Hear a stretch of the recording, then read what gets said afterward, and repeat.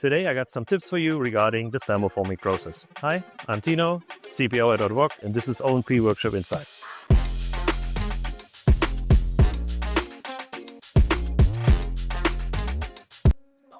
Before we start with the thermoforming process, we have to isolate our model.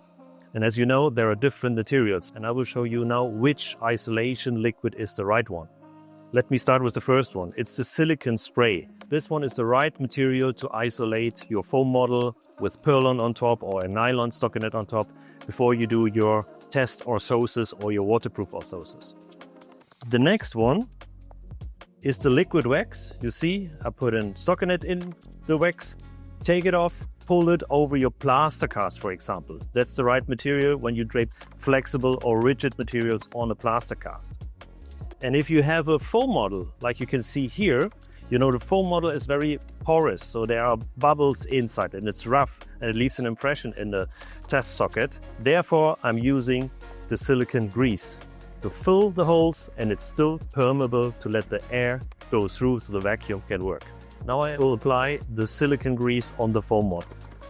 You can do it by hand all around, but easier and nicer it is when you take a piece of a sponge or a flexible plastic, then it's more equal all around and it goes much nicer. Now I'm setting the oven to the right temperature and the blister depth. In this case we have an infrared oven. You have to preheat for the best result. Here I'm setting the temperature. In this case for clear we have 165 degrees Celsius. The blister depth is set to 15 centimeters. That's half to 3/4 of the length of the model that we have. Just switch it on, preheat the oven, and when we have the 165 degrees Celsius, at the moment we are at 70, then I put the sheet of plastic in the oven. If you still have bubbles in the plates, you recognize this maybe in one sheet after draping, thousands of little bubbles. This is water steam. You can dry the plates in a convection oven at 50 degrees Celsius. Here I stick with super glue some wooden spatulas together that I have gaps between the plates so the air can circulate and that you can dry them in the oven in this process. So the plates are already in the oven, they have space in between. I close the oven and set it to 50 degrees Celsius.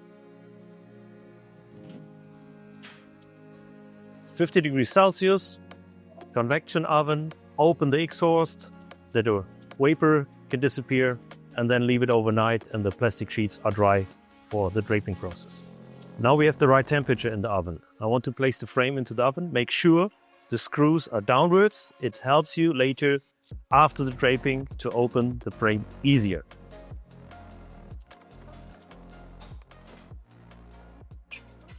So screws downwards, don't forget. So now we are waiting until the plate has the right blister depth. Then we take it out, go over to the model and drape it. So, sheet is ready, right length. Go to your model, turn the frame downside up, in the center, and slowly down. When you have a soft plate, by the weight of the frame, here it's a rigid one, so you can support and press a little bit down. Don't twist, straight down. That's the secret. When you're 5 centimeters above the sealing disc, stretch the material from the frame to the plastic, to the model. Don't massage it down, then it gets too thin here. And when this is done, open your vacuum and start slowly to increase the vacuum. That's all. And now you see when the screws are downwards in the oven, now they are upwards, and then it's very easy to open them easier than in the opposite. That's all. So when the socket is cooled down, you can cut the trim lines, as you can see here, but avoid sharp angles. So round it up with the oscillation saw. In the sharp angles, it can break. So now I'm in the demolding device to remove the socket from the model. And now I'm pressing the switch for the motor to remove the socket from the model once again. That's all. Safe and easy.